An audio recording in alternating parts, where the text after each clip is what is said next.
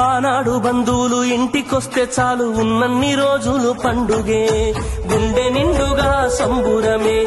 ఆరు బయట నులక మంచంపై పడుకొని కబురులెన్నో చెప్పుకుంటుంటే మనసు నిండుగా సంతోషమే.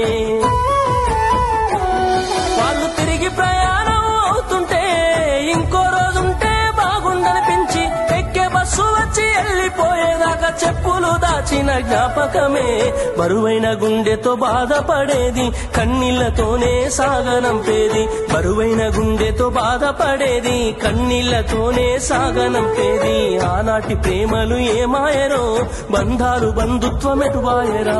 డబ్బు బంధాలే మిగిలేనురో, మనుషులే దూరమయ్యేనురా.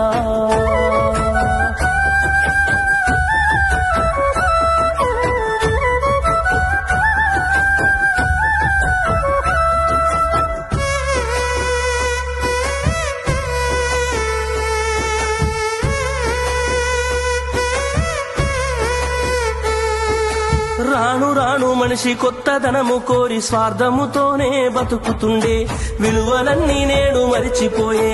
అయిన వాళ్లతో అనుబంధమంటే మొక్కుబడులుగా మారిపోయే, రక్త సంబంధాల ఉనికి మంట గలిసే.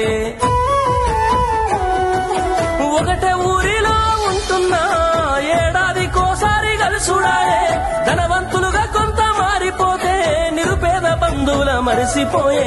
డబ్బున్న వాళ్లకు ఒక తీరు మర్యాద, నిరుపేద బంధువులకింకొక మర్యాద. డబ్బున్న వాళ్లకు ఒక తీరు మర్యాద, నిరుపేద బంధువులకింకొక మర్యాద. ఆనాటి ప్రేమలు ఏమాయరో, బంధాలు బంధుత్వమెటువాయరా.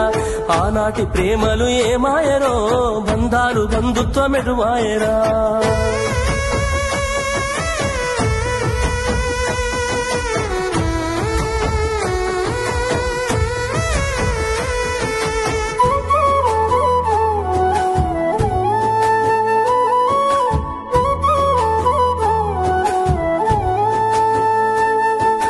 రక్తం పంచుకొని ఒకటే ఇంటిలో జన్మను ఎత్తి కూడా పెరిగిన అన్నదమ్ములైన అక్క చెల్లెళ్ళైన వేడుక ఏదైనా జరిగితే తప్ప కలుసుకోవడం జరగదాయే. మనసారా మాట్లాడుకోరాయే. భోజనాలకు గంట ముందు వచ్చి పని ఏదో ఉందన్న సాకుతోటి మొక్కువడిగా భోజనం అయిన వెంటనే ఉంటామంటూ వెళ్లిపోవుడాయే. కనతల్లిదండ్రులను పలకరించే తీరిక లేని సంపాదనాయే, కనతల్లిదండ్రులను పలకరించే తీరిక లేని సంపాదనాయే. ఆనాటి ప్రేమలు ఏమాయరో, బంధాలు బంధుత్వమెటువాయరా. డబ్బు బంధాలే మిగిలేనురో, మనుషులే దూరమయ్యేనురా.